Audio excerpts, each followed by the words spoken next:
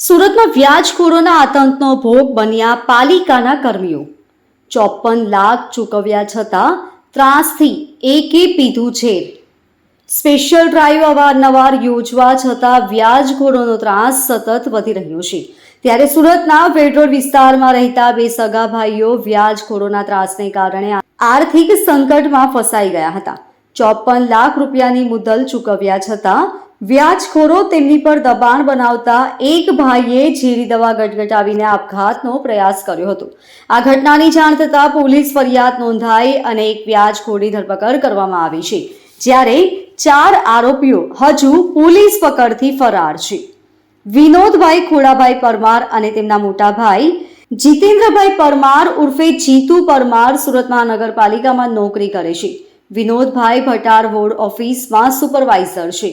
વર્ષ 2008માં જીતેન્દ્રભાઈએ 7% વ્યાજના દરે 10 લાખ તેમના જ જ્ઞાતિના વ્યક્તિ બિપિન હેડંબા પાસેથી લીધા હતા. સમય જતાં તેઓ વ્યાજ ભરવામાં અસમર્થ બનતા બીજા 4 વ્યાજખોરો પાસેથી વધુ નાણાં લેવા મજબૂર થયા અને કુલ 5 વ્યાજખોરો પાસેથી 54 લાખ ઉધાર લીધા. ત્રાસ એટલો વધી ગયો કે 27મી ફેબ્રુઆરીએ જીતેન્દ્રભાઈએ દવા ગટગટાવી અને તેમને સ્મીમેર હોસ્પિટલમાં દાખલ કરવામાં આવ્યા. જીતેન્દ્રભાઈએ 7% વ્યાજે 10 લાખ, 5% વ્યાજે 15 લાખ, 3% વ્યાજે 10 લાખ અને 10% વ્યાજે 5 લાખ લીધા હતા.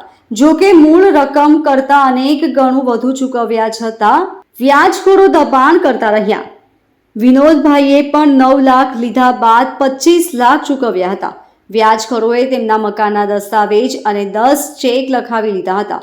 આ ત્રાસ બાદ વિનોદભાઈની ફરિયાદના આધારે ચોકબજાર પોલીસ મથકે બિપિન હેડંબા, કનુ બારૈયા, મનોજ વિરાશ, પ્રકાશ સોસા અને જિગ્નેશ ઉર્ફે જીગો જોગડિયા વિરુદ્ધ ગુનો નોંધ્યો.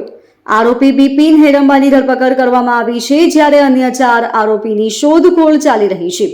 Bureau report LK star news, Surat.